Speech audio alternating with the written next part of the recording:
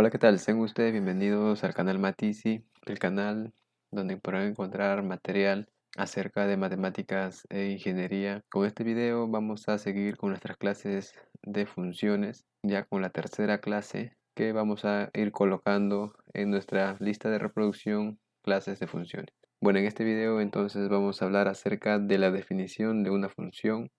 Como habíamos visto en el video anterior, concepto de relaciones, habíamos dicho que relación viene a ser un conjunto de pares ordenados que están incluidos dentro de un conjunto producto definidos por dos conjuntos previos, ¿no? Entonces, se dice que una función viene a ser una relación en donde tiene una característica peculiar. La función se define como aquel conjunto de pares ordenados en donde la primera componente le corresponde una sola imagen en su conjunto de llegada. La primera componente está relacionado con un conjunto de partida.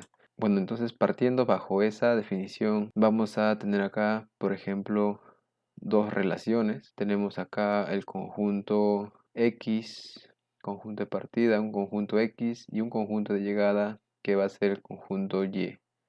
Igual por acá tenemos un conjunto de partida X y un conjunto de llegada Y, ¿no? Estos tienen sus elementos y se define, por ejemplo, esta relación F, que nos dicen que vamos a ir obteniendo pares ordenados con los elementos que se presentan. Y por acá tenemos la relación F, pero mayúscula. Entonces, toda función es una relación, pero no toda relación viene a ser funciones. De estas dos relaciones que tenemos en pantalla, vamos a ver si alguna de ellas puede ser considerada función. Entonces, la condición es que la primera componente, o sea, los elementos que están en el conjunto de partida, tienen que tener solo una imagen, es decir, un elemento en el conjunto de llegada. Podemos notar que en la relación F minúscula, a todos los elementos de la primera componente, por ejemplo 1, tiene su imagen único en el conjunto de llegada.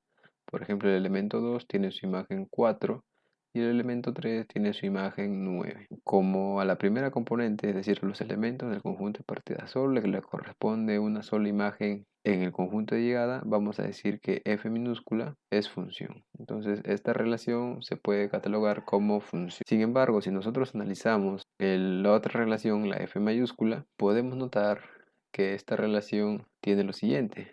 Vemos que el elemento 5 le corresponde la imagen 0, al elemento 7 le corresponde la imagen Y y al elemento 9 le corresponden dos imágenes, ¿no? El elemento 0 y el elemento 1. Entonces, con este elemento 9 no se estaría cumpliendo la condición para que sea considerada una función, ya que al elemento 9 le está correspondiendo dos imágenes, como podemos ver. Entonces, f mayúscula es una relación que no puede ser catalogada como función. También podemos haber tenido este caso. Tenemos, por ejemplo, un conjunto de partida que sea el conjunto A y tenemos otro conjunto de llegada que sea el conjunto B. Por ejemplo, vamos a definir la relación R y vamos a preguntarnos si la relación R se puede catalogar como una función, sabiendo que se cumple lo siguiente. Por ejemplo, tenemos el elemento 4, el elemento 5 y el elemento 6, imaginemos. Por acá tenemos el elemento pi, el elemento 8, el elemento 10, por ejemplo. Y así podemos tener más elementos. Y vamos a notar lo siguiente. Por ejemplo, el elemento 4 se relaciona con pi. El elemento 5 se relaciona con 8. Y el elemento 6 se relaciona también con 8. Entonces, cuando tengamos este caso, vamos a decir que R también es una función, debido a que a los elementos del conjunto de partida, las primeras componentes, les corresponden una sola imagen. Vemos entonces que a 4, al elemento 4, le está correspondiendo una única imagen que viene a ser pi. Al elemento 5 le está correspondiendo una única imagen que viene a ser 8. Y al elemento 6 le está correspondiendo una única imagen que viene a ser 8 también. Si por ejemplo a 6 le correspondiera 10 o alguno de los elementos del conjunto de llegada, esto ya no sería función porque a 6 le estaría correspondiendo por ejemplo dos elementos del conjunto de llegada. Bien, entonces este concepto de función se le puede llamar o se puede ver mejor como el principio de unicidad. Se dice que las funciones cumplen el principio de unicidad. ¿Qué quiere decir? Que si definimos una función, por ejemplo la función f, esta función va a tener un conjunto de partida y un conjunto de llegada. Entonces, si el par ordenado, ¿no?, x, y, o sea, elementos de dichos conjuntos, ¿no?, de partida y de llegada respectivamente, o pares ordenados que pertenecen a la función, y además otro par ordenado como x, z que pertenecen a la función, notamos en estos dos pares ordenados que tienen la misma primera componente, x, x. Sin embargo, la segunda componente son y y z. Para que sea función, entonces se debe de cumplir que y y z tienen que ser iguales. Entonces, el principio de unicidad nos resume lo que decíamos en la definición de una función. Nos resume que la primera componente de x del conjunto de partida le corresponde una sola imagen en el conjunto de llegada, que es. Para aprender un poco más de esto, vamos a ver el siguiente ejemplo. Nos dicen, calcula el valor de a por b si la relación f es función. Entonces, nos están diciendo que estos elementos conforman una función. Si conforman una función, tiene que cumplir el principio de unicidad. Entonces hay que identificar qué elementos tenemos. Tenemos, por ejemplo, al elemento 2, 5, el par ordenado -1, 3, el par ordenado 2, 2, 2a menos b, el par ordenado -1, b menos a, y el par ordenado a más b al cuadrado, coma. Si esto es una función, porque nos están diciendo que esta relación es una función, debería de cumplir con el principio de unicidad.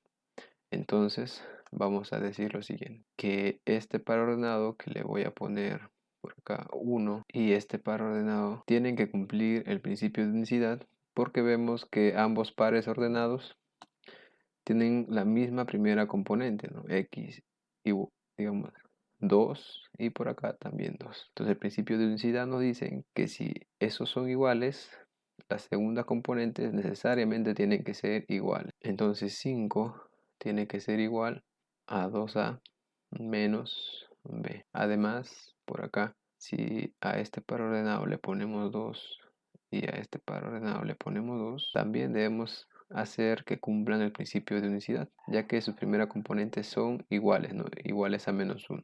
Entonces, el principio de unicidad nos dice que las segundas componentes deben ser iguales. Entonces, 3 debe ser igual a b menos a.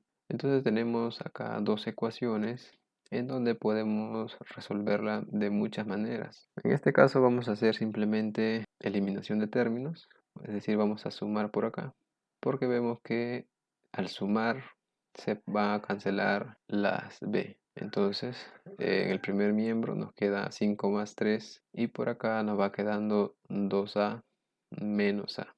Entonces por acá tenemos 8.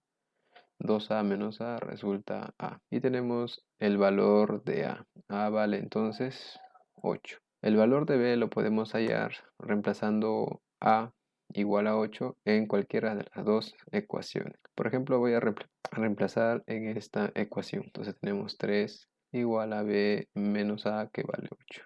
Entonces b resulta 11. Listo, tenemos los valores de a y b. Sin embargo, nos están pidiendo el producto, es decir, a por b. Entonces la respuesta para este ejemplo va a ser lo siguiente. Nos piden a por b, que sería 8 por 11. Y esto de acá resulta 88.